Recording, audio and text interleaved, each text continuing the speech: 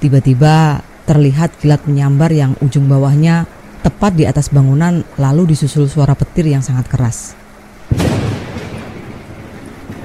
Sodik mengucapkan istighfar berkali-kali.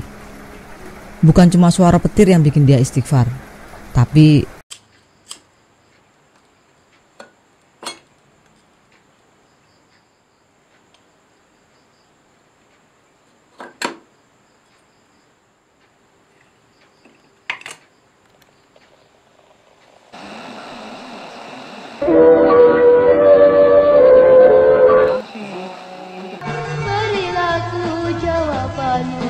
selamat datang di podcast Kopi Hitam. Halo para pendengar podcast Kopi Hitam, apa kabar kalian semua? Mudah-mudahan kalian masih diberi kesehatan supaya bisa mendengarkan saya bercerita. Cerita kali ini sangat pendek, tapi cerita ini sangat seru dan masih anget karena kejadiannya baru terjadi kemarin malam, dialami oleh teman kerja saya. Langsung saja ya, saya ceritakan langsung. Panggil saja dia Sodik. Hari itu kebetulan dia gak ada kegiatan, jadi dia memutuskan mengajak Muh temennya buat memancing di sebuah kali atau sungai kecil di daerah yang cukup pedalaman di Lampung Timur. Katanya di kali tersebut banyak pelus. Yang gak tahu pelus itu sejenis hewan air yang mirip belut, tapi badannya lebar mirip lele dan di daerah lain juga biasa disebut uling atau dalam bahasa Indonesia disebut sidat. Sayangnya hewan tersebut hanya bisa dipancing saat malam hari karena mereka memang termasuk hewan nokturnal. Karena perjalanan cukup jauh, kira-kira 1 jam perjalanan, mereka memutuskan berangkat dari rumah sebelum maghrib dengan tujuan sampai di lokasi hari sudah cukup gelap. Mereka berangkat dari rumah jam 5:30 dengan 1 motor. Muh sebagai pengendara di depan, sementara Sodik di boncengan. Setengah perjalanan mereka masih melewati banyak perkampungan.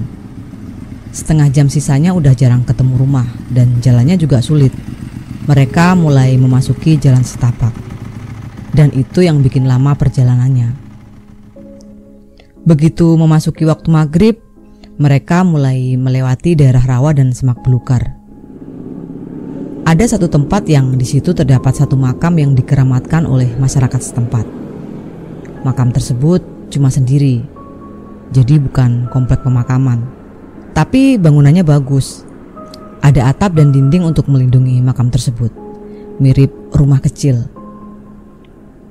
Muh dan Sodik gak tahu itu makam siapa. Mereka juga gak peduli karena mereka bukan orang situ. Gak ada kepentingan juga yang mengharuskan mereka cari tahu soal makam tersebut. Mereka cuma tahu itu makam bagus. Hari itu memang hampir di wilayah Lampung Timur hujan gerimis setelah berhari-hari sebelumnya panas.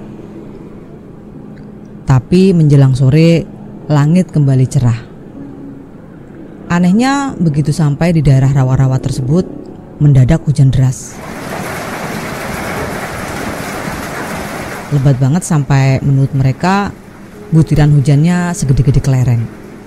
Mereka bingung mau berteduh di mana karena lokasi tersebut jauh dari pemukiman. Mereka juga gak bawa mantel karena gak ada yang menyangka bakalan hujan.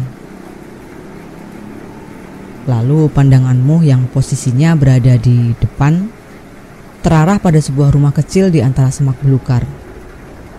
Iya, dia berpikir untuk berteduh di dalam makam. Tanpa pikir panjang, Muh keluar dari jalanan kecil dan membelokkan motornya ke arah rumah kecil yang dia lihat. Muh menyandarkan motor di bawah pohon pisang lalu lari masuk ke dalam bangunan kecil tersebut. Sodik kebingungan. Dia berdiri mematung di depan pintu bangunan. Dari dalam, Muh berteriak, "Dek, cepat masuk!" Sodik masih ragu-ragu. Dia gak yakin dengan apa yang akan dia lakukan. Tapi seluruh badannya mulai basah kuyup. Muh kembali memanggil, "Oi, cepetan!" Tiba-tiba terlihat kilat menyambar yang ujung bawahnya tepat di atas bangunan, lalu disusul suara petir yang sangat keras. Sodik mengucapkan istighfar berkali-kali. Bukan cuma suara petir yang bikin dia istighfar, tapi sosok tinggi besar yang berdiri di belakang makam. Tingginya hampir 3 meter. Memakai jubah putih berambut panjang dan kedua tangannya sangat panjang sampai menyentuh tanah. Spontan Sodik berlari terbirit-birit menuju sepeda motor. Sementara di belakangnya terdengar suara Muh yang memanggil-manggil namanya. Setelah didengar-dengar lagi, suara Muh bukan seperti memanggil, tapi lebih mirip jeritan. Lalu Sodik menjawab, "Keluar Muh, lari keluar." Sambil menunggu Muh, Sodik berteduh di bawah pokok pisang. Tapi beberapa menit menunggu, Muh belum keluar juga. Terdorong rasa penasaran dan khawatir, Sodik mengambil senter dari dalam tas punggung tempat menyimpan peralatan mancingnya, lalu berjalan menuju makam sambil terus memanggil nama Muh. Sampai di depan makam, dia masih ragu untuk masuk. Sodik kembali memanggil, "Muh, Muh, Muh." Gak ada sahutan dari dalam bangunan. Lalu dengan takut-takut, Sodik mengarahkan senternya ke dalam bangunan makam. Dan betapa terkejutnya Sodik melihat apa yang ada di dalam makam tersebut. Terlihat Muh duduk memeluk lutut di lantai makam dengan muka yang pucat, pandangannya kosong dan bibirnya menggigil. Sementara di depannya ada seekor ular weling sebesar jempol kaki.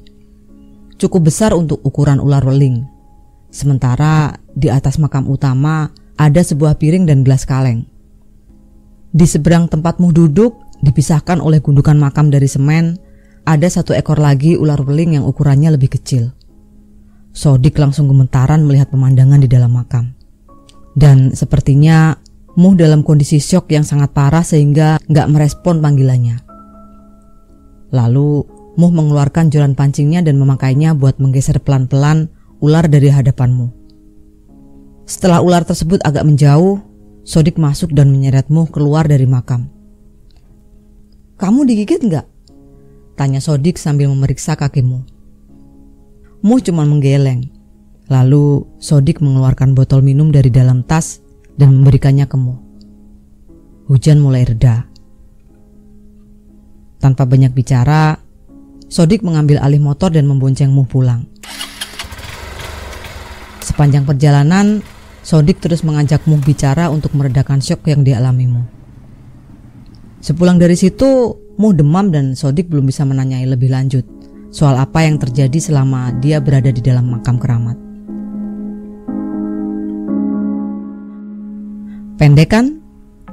Jadi di cerita ini, keseramannya itu bukan dari sosok tinggi besar yang dilihat oleh Sodik, tapi keberadaan ular weling di dalam makam. Bicara soal ular weling, bagi yang gak tahu ular ini sejenis ular tanah yang bisanya sangat berbahaya. Manusia bisa mati dalam hitungan menit kalau kena gigit. Di daerah sini, ular jenis inilah yang paling ditakuti karena gigitannya sangat mematikan. Belum ada kasus manusia digigit ular weling yang bertahan hidup. Untungnya ular jenis ini gak agresif. Dia tidak akan menggigit kalau gak merasa terganggu. Biasanya kasus-kasus yang terjadi itu orang gak sengaja nginjek terus digigit. Dan di Lampung Timur kasusnya jadi banyak karena ular ini sering masuk rumah buat cari makan. Terus soal makam itu ternyata milik seorang yang punya gelar tinggi dalam masyarakat adat Lampung. Dan konon beliaulah yang membuka wilayah tersebut. Nah, buat kalian yang hobi mancing, hati-hati ya.